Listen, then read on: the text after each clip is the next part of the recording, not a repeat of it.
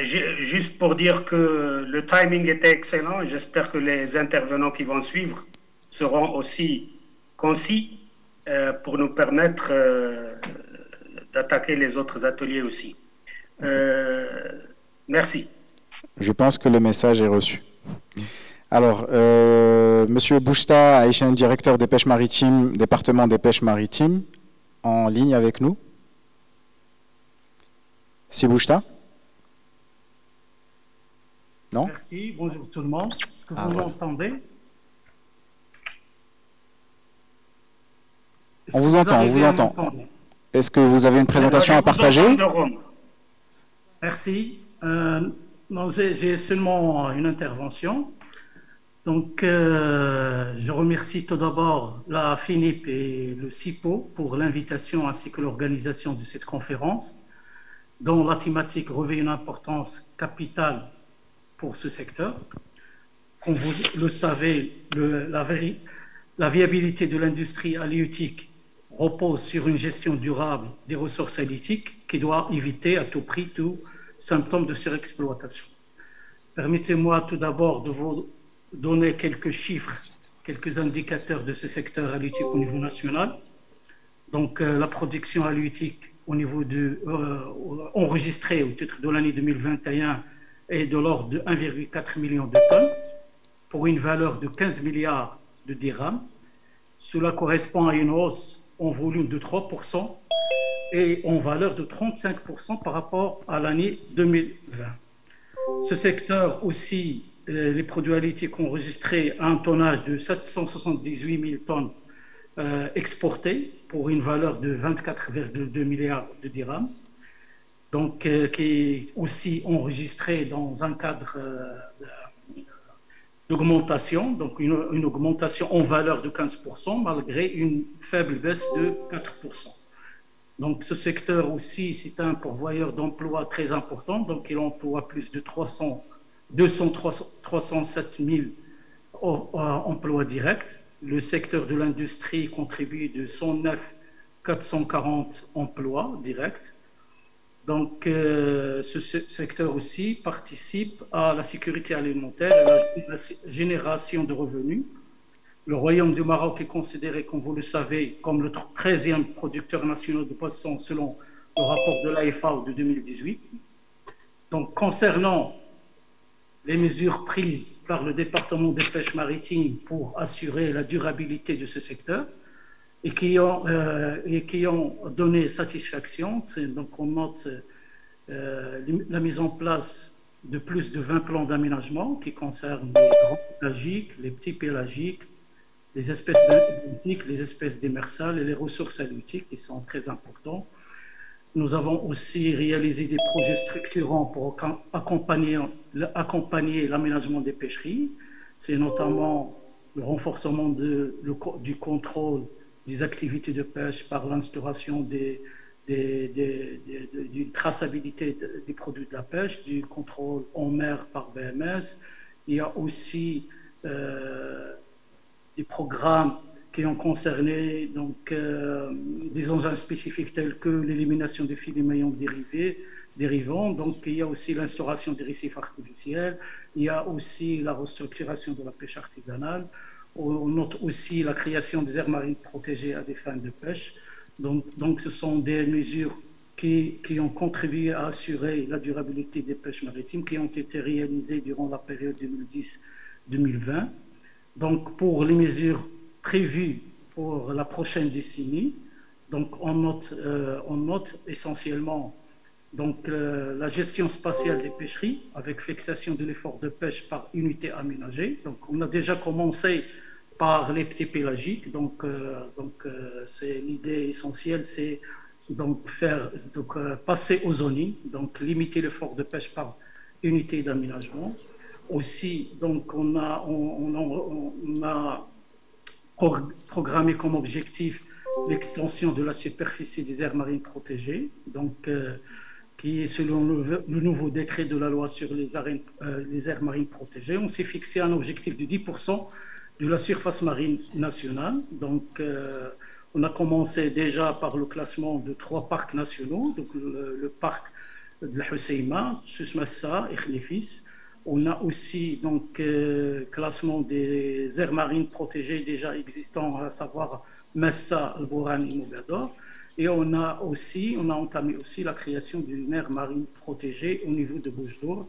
Donc aussi pour la région de Susmassa, donc on est dans un cadre de processus de planification spatiale maritime. On a déjà commencé grâce à une assistance technique du Fonds coréen. Donc ce sont des aires marines protégées que nous comptons réaliser lors de la prochaine décennie. Donc, comme vous le savez, tous les projets qui ont été mis en place en matière de durabilité ont permis de réels succès, mais ils nécessitent des mesures correctives ou supplémentaires, en d'autres termes, de la gestion adaptative. Comme c'est le cas aujourd'hui pour la pêcherie des petits pélagiques. Donc, comme j'ai dit tout à l'heure, on a déjà commencé par des mesures donc, pour instaurer le zoning. On a commencé cette année par l'instauration d'un repos biologique. Donc, et aussi, donc, on a fermé des zones donc, au nord de Lyon et aussi au sud de Tantan. Donc, merci. Je reste à votre disposition s'il y a des questions concernant ce volet de durabilité. Merci.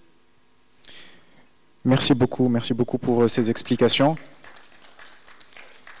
Je propose qu'on garde les questions encore une fois jusqu'à la fin du panel, comme ça va nous permettre de mieux gérer le temps pour la suite. Et donc j'aimerais que Dr Faraj nous présente l'initiative Ceinture Bleue, si vous le permettez. Merci. Je n'ai pas de présentation, je vais faire un petit résumé de cette initiative. Bon, j'espère en tout cas que les gens du secteur ont déjà entendu parler de cette initiative. Elle a été lancée par le Maroc à l'occasion de la COP 22. Et l'objectif de cette initiative, c'était de mettre en place un cadre de coopération, de collaboration et de partenariat international pour développer de nouvelles pratiques d'exploitation de l'océan dans le contexte du changement climatique. Aujourd'hui, et je crois que nous avons tous conscience que nous devons absolument changer notre façon de voir l'exploitation. La durabilité est un élément clé, mais il n'y a pas que cet élément. La vision écosystémique est un élément clé. La recherche est un élément clé. L'approche participative est un élément clé. L'approche intégrée, comme l'a dit Sir Babouche, est une vision aussi. Et du coup, on s'est rendu compte que les politiques publiques à elles seules et les stratégies nationales à elles seules ne suffisent pas, parce qu'elles peuvent être perçues comme finalement un cadre légal, restrictif, normatif, où on est en train de donner des leçons aux acteurs, alors que les acteurs eux-mêmes, les pêcheurs, les utilisateurs, sont les premiers concernés et ils doivent être, eux, les acteurs de la durabilité. Et ils doivent s'appuyer sur le cadre réglementaire stratégique qui est élaboré par les États. Et cette initiative est là pour justement favoriser la collaboration, mettre en avant les dynamiques et les initiatives des acteurs, qu'ils soient privés ou publics, et surtout de mobiliser des fonds internationaux pour encourager et pour pouvoir financer des nouveaux projets innovants qui soient durables. Parce que il ne s'agit pas ici de dire on va arrêter de pêcher, on va arrêter d'exploiter, mais il y a des manières. Il y a une manière de pêcher, il y a peut-être de nouveaux engins, il y a des approches innovantes. Et pour cela, il faut des projets, il faut des expériences locales. Et l'objectif de cette initiative, c'est d'encourager ces expériences locales et de les diffuser. Donc, c'est une plateforme collaborative auquel de nombreux États ont adhéré. À cette occasion, le département de la pêche maritime présidé par M. le ministre en 2019 a organisé une conférence internationale, on va dire, où il y a plus de 22 États qui ont officiellement adhéré, qui ont signé en fait une lettre d'Agadir, hein, c'est un engagement pour adhérer à cette initiative. Malheureusement, depuis, il y a eu le Covid, donc le cadre, je dirais, de collaboration a diminué, les partenariats, on va dire, et les échanges ont diminué, mais la composante initiative, projet, recherche, R&D, au niveau national, c'est poursuivi, et bientôt nous organiserons une journée qui va présenter un peu toutes les avancées qui ont été faites au niveau national et qui mériteraient d'être justement partagées, diffusées avec les professionnels et avec nos partenaires africains et étrangers. Je vous remercie. Merci beaucoup, merci Dr Faraj, et rendez-vous pris pour cette journée qu'on espère voir organisée à Agadir avec une présence beaucoup plus importante. Donc il n'y a pas de durabilité, je pense, en tout cas au Maroc, sans les FIP, et certains d'entre vous y participent, donc les Fishery Improvement Programs. Nous, en tout cas, chez Soglama, on a eu l'occasion de participer avec la FENIP à certaines de ces initiatives. Et donc, Monsieur Omar Khermaz de la Direction des industries de la pêche va nous présenter quelques éléments à ce sujet. C'est Omar. Oui, bonjour.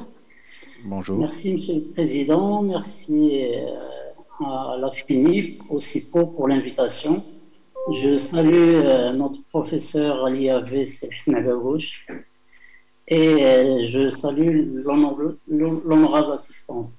Donc, je vais essayer de projeter une présentation.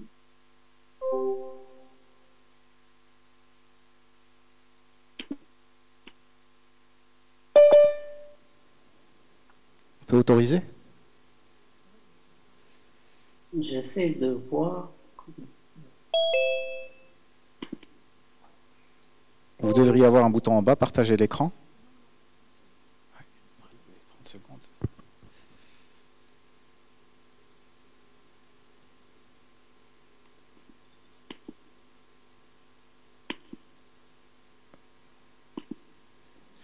Si vous n'y arrivez pas, nous... Ah, voilà, très bien, on voit votre écran. Essayez de la mettre en plein écran si vous pouvez. Superbe. C'est bon? C'est bon. D'accord. Je me présente, je suis Omar Khermaz, je suis coordonnateur de l'IGP Labellisation et Marketing Institutionnel au sein de la Direction des industries de la pêche au département de la pêche maritime. Donc, je vais vous présenter un peu ce que c'est les FIP et l'expérience du Maroc en la matière. Donc, déjà, qu'est-ce que c'est qu'un FIP? Un FIP, c'est un projet d'amélioration des pêcheries. Fishery Improvement Project. Donc, le concept, c'est quoi? C'est des initiatives multi-acteurs dont l'objectif est d'accompagner les améliorations des pêcheries en vue d'assurer leur durabilité et enfin, pour certains FIP, d'arriver à la certification MSC.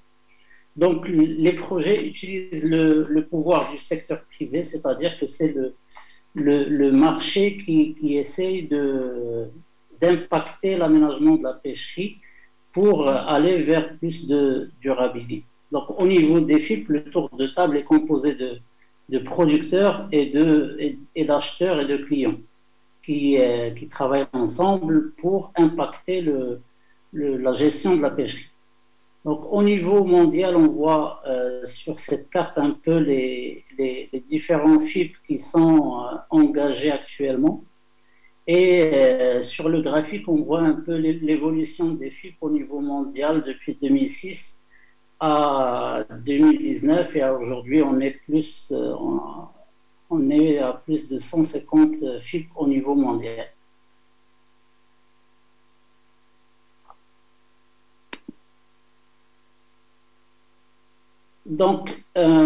Pour voir un peu les étapes de déroulement des FIP et selon l'angle du MSC. Donc le MSC définit un FIP crédible, doit comporter ces 4 étapes. D'abord, le FIP doit commencer par une préévaluation MSC, c'est-à-dire une analyse préalable des écarts par rapport au référentiel des pêcheries MSC. C'est la première étape. Et cette étape doit être réalisée par un évaluateur approuvé par le MSC. Donc, comme ça, on voit où est-ce qu'on est par rapport au référentiel du MSC. La deuxième étape est de développer un plan d'action pour les améliorations. Donc, quand on définit les écarts par rapport au référentiel, on doit développer un plan d'action.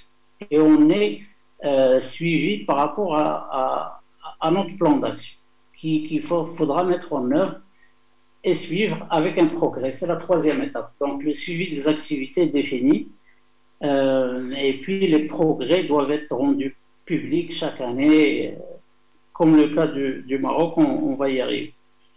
La dernière étape pour le MSC, pour qu'un FIP soit crédible, il faut faire en évaluation complète MSC. Donc, c'est valider tout le travail qui a été fait pour s'engager concrètement dans l'évaluation complète MSC.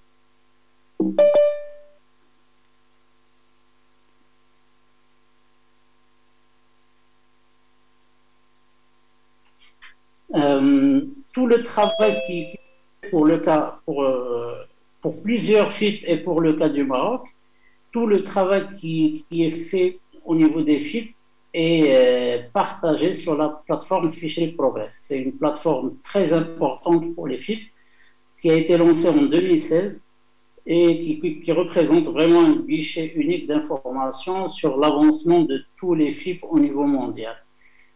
Et il y a tout ce qui est suivi des progrès des FIP, il y a tous les comptes rendus de réunions, il y a les plans d'action, il y a tout ce qu'il faut pour suivre un FIP.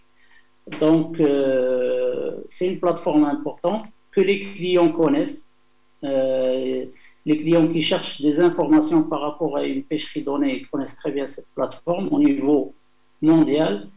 Et c'est une plateforme qui est supervisée par un comité consultatif géré par Fish Choice.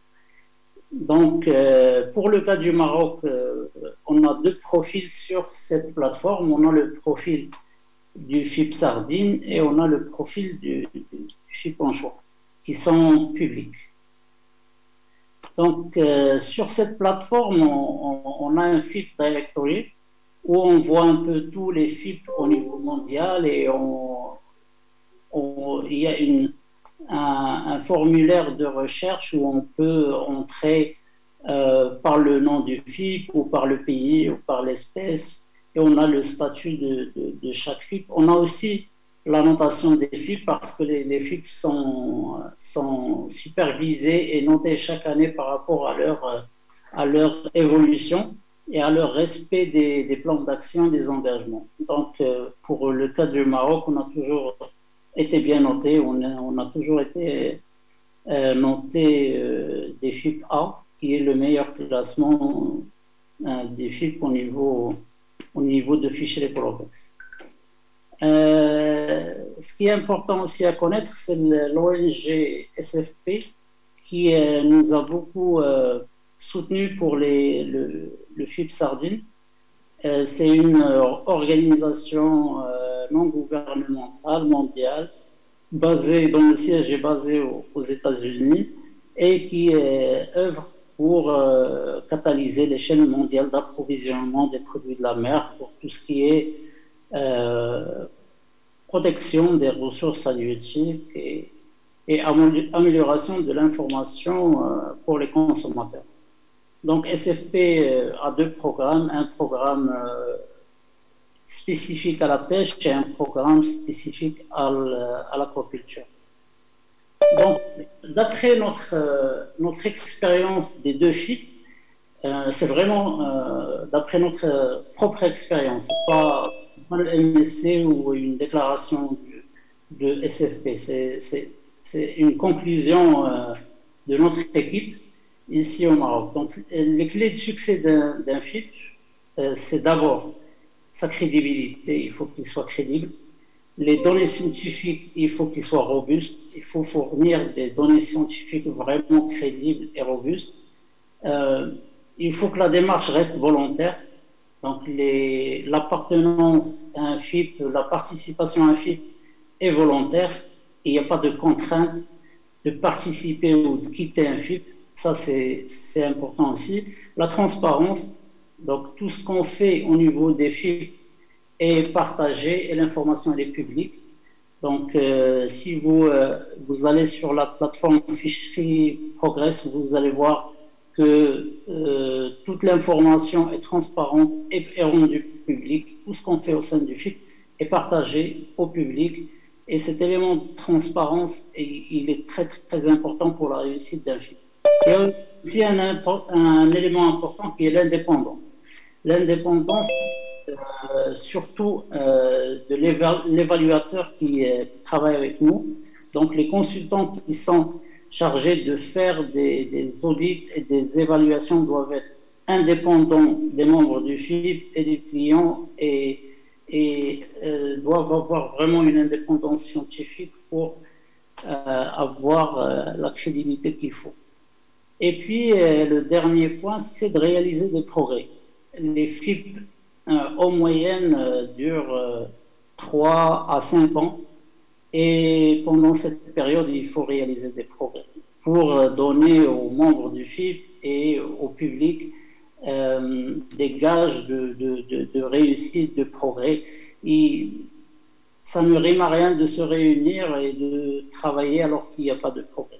Il faut réaliser des avancées au niveau de l'aménagement, au niveau du référentiel MSC, parce qu'on est audité chaque année par rapport au référentiel, donc il faut avancer. Il faut que les membres se rendent compte qu'il y a des avancées dans la réalisation des objectifs du FIP. Donc c'est un peu les clés qu'on a, les clés de succès des FIP au Maroc qu'on a conclu d'après notre expérience.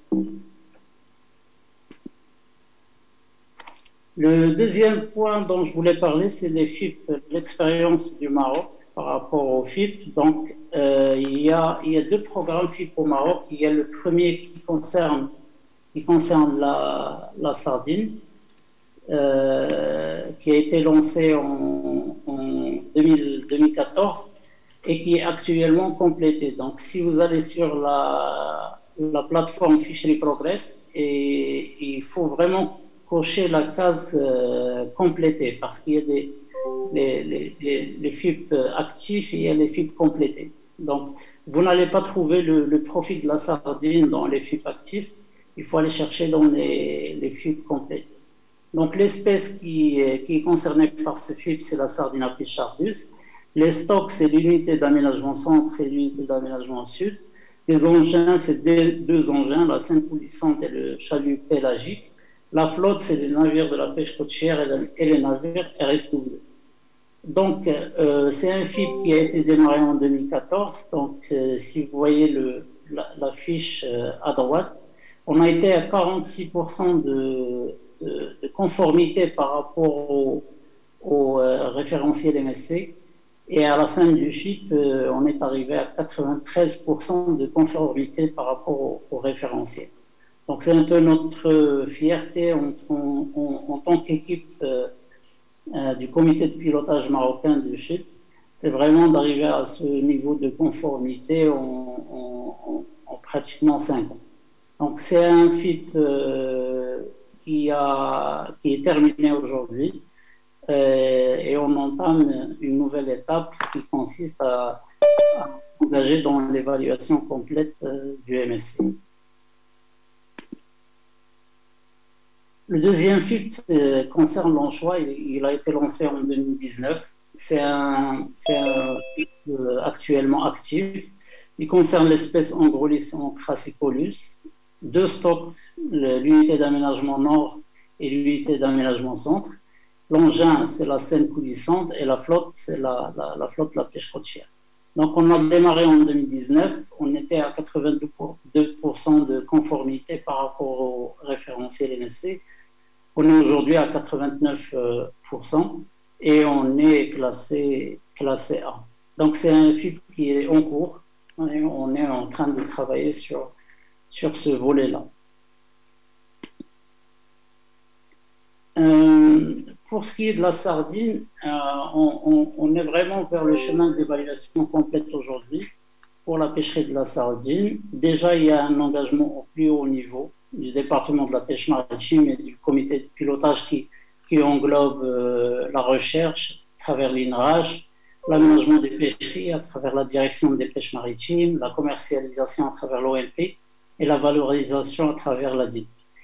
Et il y a eu un engagement fort de Madame la secrétaire générale auprès de tous les membres du FIP à travers une lettre d'appui et de soutien qui est publiée aussi sur la plateforme Fishery Progress. Donc aujourd'hui, on est passé par plusieurs étapes dans cette démarche. Il y a eu la sélection d'un organisme de certification, donc on a consulté plusieurs bureaux de certification accrédités par le MSC. On en a choisi la meilleure offre technico-financière.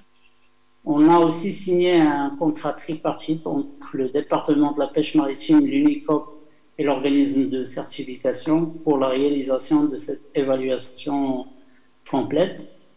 L'UNICOP a commencé à faire une partie du montant global de la prestation pour lancer des travaux. Et aujourd'hui, à partir du 27 janvier 2020, on a commencé le travail d'évaluation complète avec les évaluateurs du bureau de certification. Donc c'est un peu une présentation rapide des FIP et de l'expérience du Maroc dans ce domaine. J'espère avoir été clair et s'il y a des questions, je suis là. Merci pour votre attention. Merci beaucoup, merci, c'est Omar.